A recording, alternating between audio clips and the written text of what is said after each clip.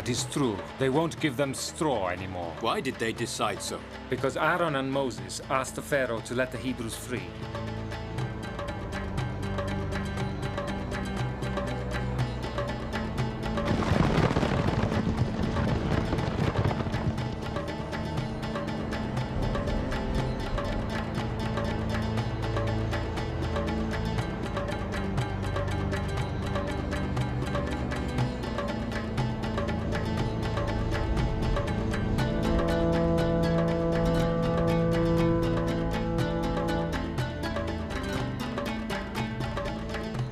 So, no straw anymore, and the Pharaoh wants the same amount of bricks. It's time for all of us to rise up. But Moses, we can't live this way anymore. They told us that we would be free and rich and that we would leave for the promised land. Instead, you made the Pharaoh angry with us, Aaron. What do you answer? If you speak this way, you don't belong to our people anymore. Your God is no longer Jehovah. Your God is the Pharaoh who holds our people prisoners and who ordered all our firstborn sons to be killed. I'm living the last days of my life, and I won't see what many of you who will survive will see. Don't let the Pharaoh's soldiers kill you. You must live, because the day will come when you'll be freed by the hand of the Lord. Go to your homes, call your wives, your daughters, and all those who have hands for labor. Go to the barns, to the fields, and to the shore of the Nile. Gather straw wherever you can find it. This way you'll live, and the day of salvation will come. The Hebrews, kept in slavery by the Egyptians for so many years, were forced to work night and day with no interruption, so they were exhausted and at the end of their strength.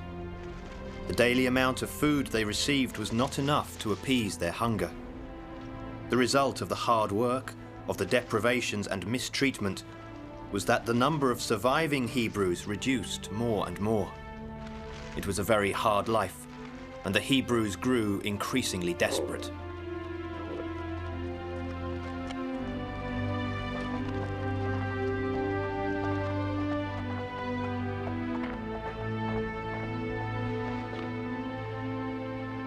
Hey you! So young and already stealing?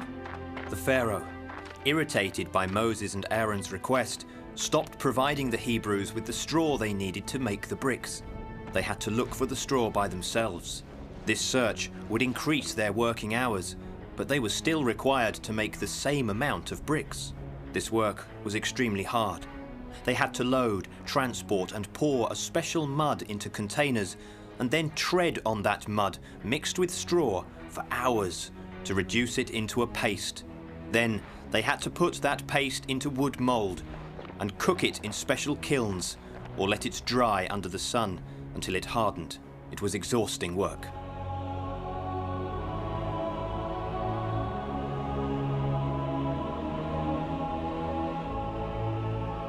My lord, why do you bring evil to these people? How could you doubt me? I am the Lord. I have heard the groaning of the children of Israel, and I have remembered my covenant. Therefore, I will deliver the children of Israel into the land I promised them. My lord, but the Pharaoh will not obey you. I will strike him with my great might. I am the Lord. As for you, go back to the Pharaoh with Aaron and ask him to let the children of Israel leave his kingdom.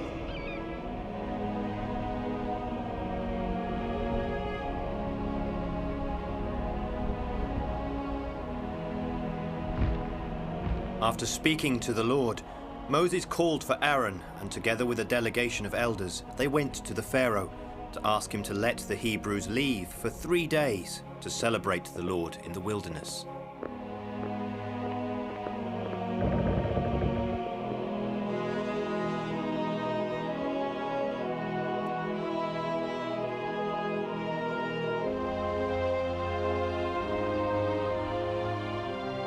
Why'd you divert people from work? Not only you failed producing what you had to, but you even want to stop your work to offer sacrifices to your God in the wilderness. You are mad. Leave and do what I ordered. Get out and work. You can't hold back the Hebrews any longer. Remember that you Hebrews are my slaves and that you must obey me, or else there will be trouble for you. Big trouble. Show him what our God is able to do. What a divine illusion! What magic is this? What is this sorcery all about? What are you trying to do? Do something, you magicians! Get rid of that snake immediately! Powerful Ammon, invisible creator of things. Ra, triumphant son of the midday. Thrice powerful god Throth, heart of Ra. Now, devour it now.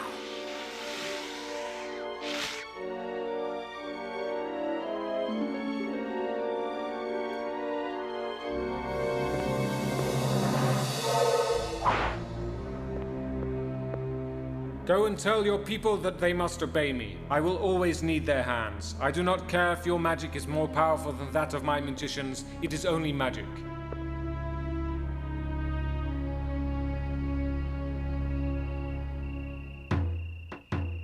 Time went relentlessly by, and the Pharaoh still insisted that his Hebrew slaves must work and could not leave Egypt. His heart was hard, and he did not want to understand the reasons why he should let them go.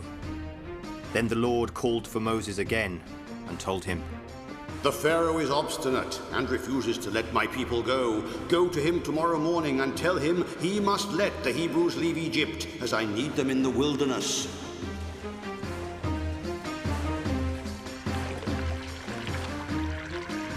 Why did the snake of Moses eat yours? How come you magicians could not stop it? You have greatly disappointed me. We were just talking about them, and here they are now.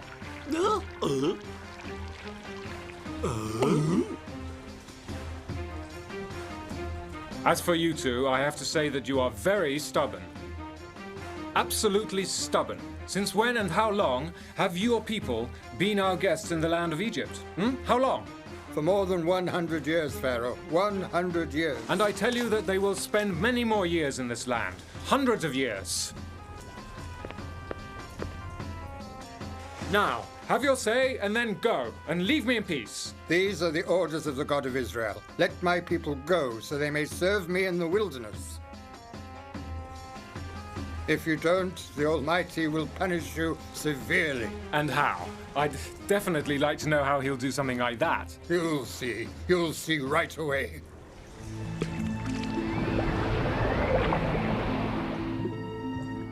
What's happening? What have you done? What have you done? Blood! It's all blood!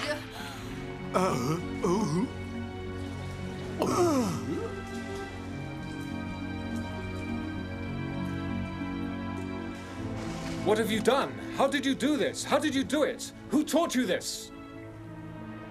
All the fish living in the river Nile died and came to the surface as the waters of the river had been polluted by blood. From every water source of Egypt, blood gushed out. The Egyptians desperately dug the earth in search of water, but they could not find a single drop. Water, Mother, I'm thirsty.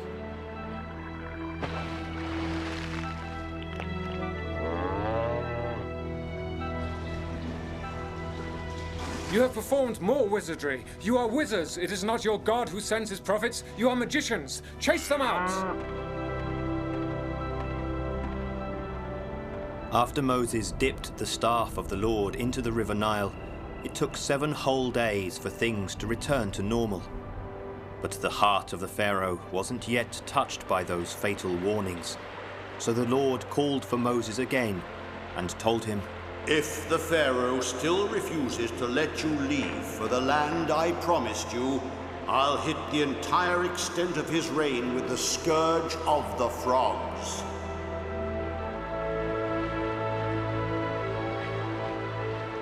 What do you want? Why did you come here on the banks of the Nile? The Pharaoh said no to the people of Israel, again. And you, what do you want? What are you intending to do? What are you after?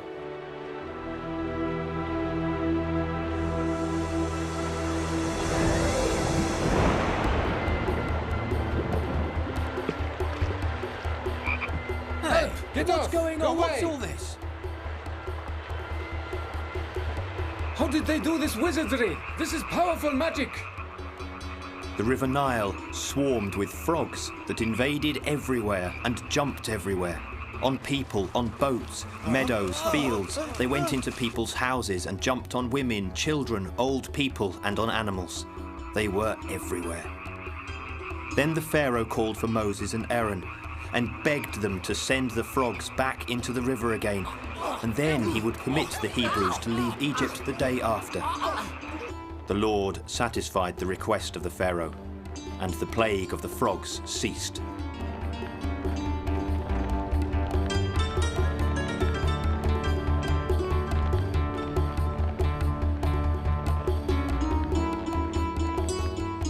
Men gathered the frogs into heaps and burned them in the public squares.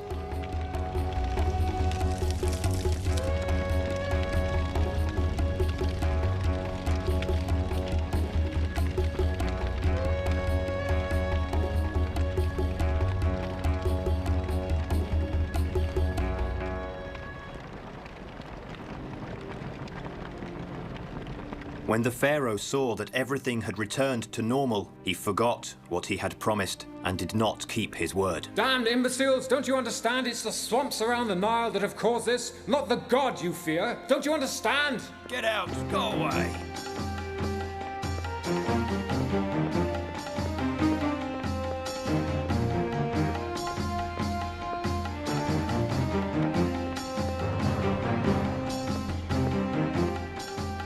Then what did the Pharaoh say to you? He said no again, and he won't listen to reason. He is still stubbornly challenging the Almighty. What are we going to do? To leave? We'll have to wait for the Pharaoh to make up his mind. I don't think he ever will. His heart is made of stone. Then Moses took his staff and placed it in the earth. A huge cloud of dust appeared and transformed into an enormous swarm of mosquitoes that swarmed on the people and animals. Then the mosquitoes changed into a vast quantity of venomous flies, deadly because of their mortal poison. And they invaded everywhere.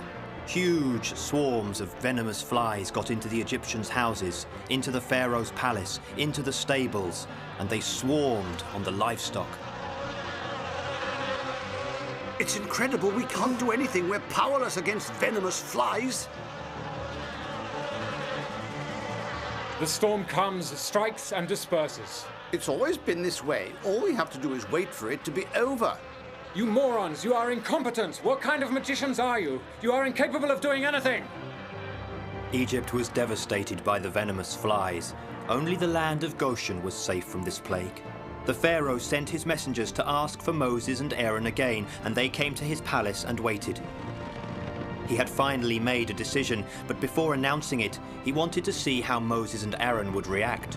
So he told them, I summoned you because I have finally understood. You are two powerful magicians, very powerful. How much money do you want to work for me? No, we're not magicians. Surrender to our God. No, I will never surrender to the God of the Hebrews, and he will never subdue me. Our God wants you to free the Hebrews. That will never happen. Tell your gods that I will never set them free. Understand? Never. The Almighty will see to it that you're convinced, Pharaoh.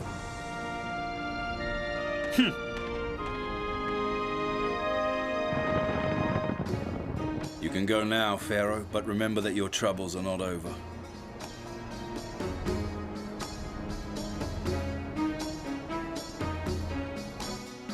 Mummy, look!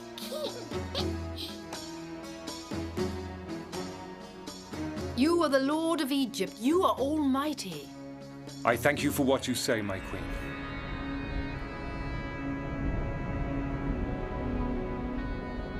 As the Pharaoh's attitude towards the Hebrews did not change, the Lord told Moses, Stretch your hand to heaven, and in the land of Egypt will be such a thick darkness that you'll be able to touch it. Moses stretched his hand to heaven, and for 3 days a thick and dense darkness wrapped around the entire land of Egypt.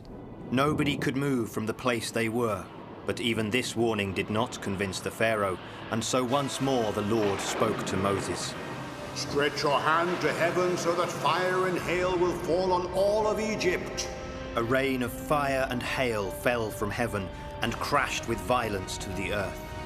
And the hail was so strong that as it struck the land, it caused damage to people, animals, and crops.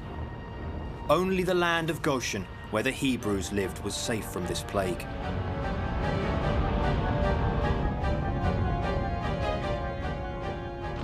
The fire burned everything in its path. Stables, trees were reduced into smoking ashes. and all around were burnt carcasses. Your God is against us. Ask your God to save me from this disaster, and I promise you that I will let you out of Egypt. And the Lord said, So says the Lord, the God of Hebrews, let my people go so that they can serve me. And if you refuse to do that, tomorrow I'll let fall on your land an enormous swarm of locusts. They will fill your houses and those of all Egyptians. Look how many locusts. They'll destroy everything.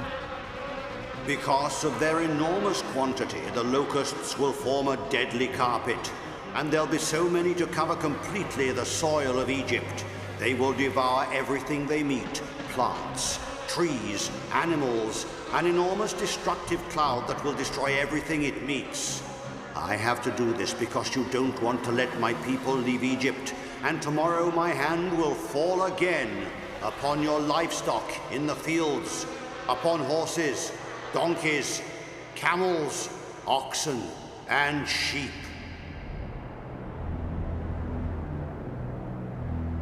The day after, the Pharaoh sent his faithful attendants to check whether what the Lord had said was true.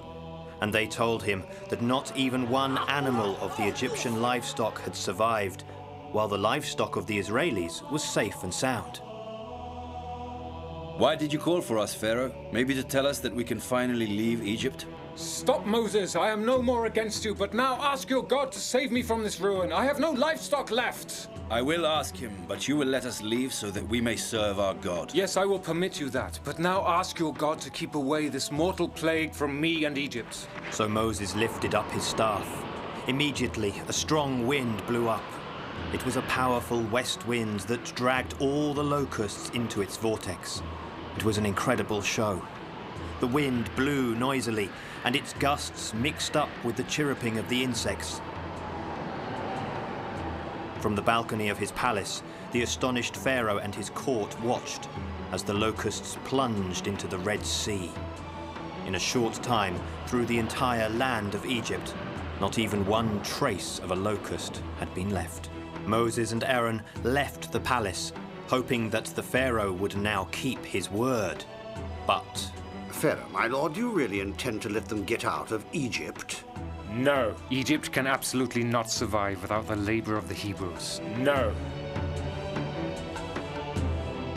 Lord, where are you? Hear your servant, I beg you. I am here. Moses, I listen to you. Talk.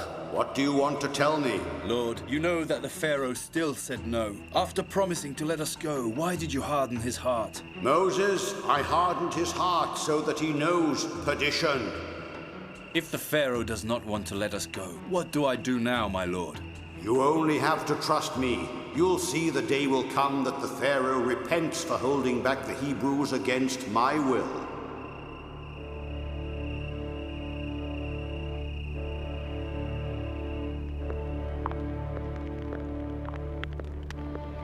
Why didn't you let them go, my lord? You can't defeat a god. You can't. If you don't obey him, you'll destroy your own kingdom. Yes, you are right, but I absolutely cannot permit them to leave.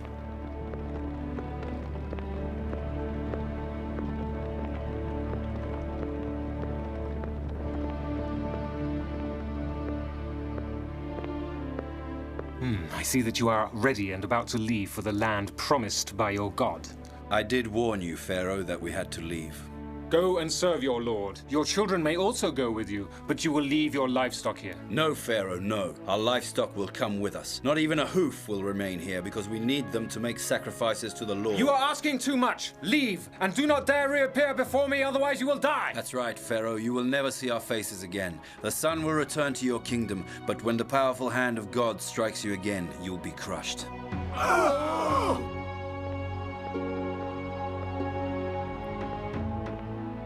The Pharaoh could not resign himself to the departure of the Hebrews from Egypt, and he recalled the 10 plagues the Lord had sent him as warnings. The thick, sudden darkness that fell and that lasted 3 days and 3 nights. The rain of fire that burned everything in its path. The staff of Moses that became a huge snake that ate the 3 snakes the magicians conjured to fight it.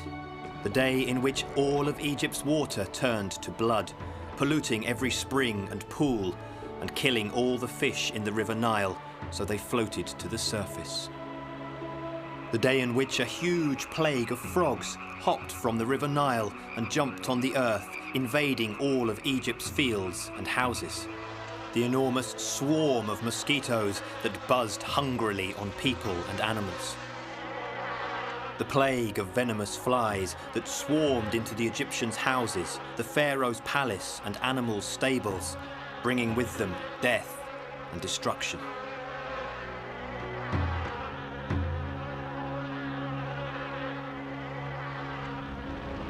He recalled the rain of fire and hail that destroyed the crops and the houses, that burned the trees and the countryside, and left a trail of scorched bodies, animal and human, in its path.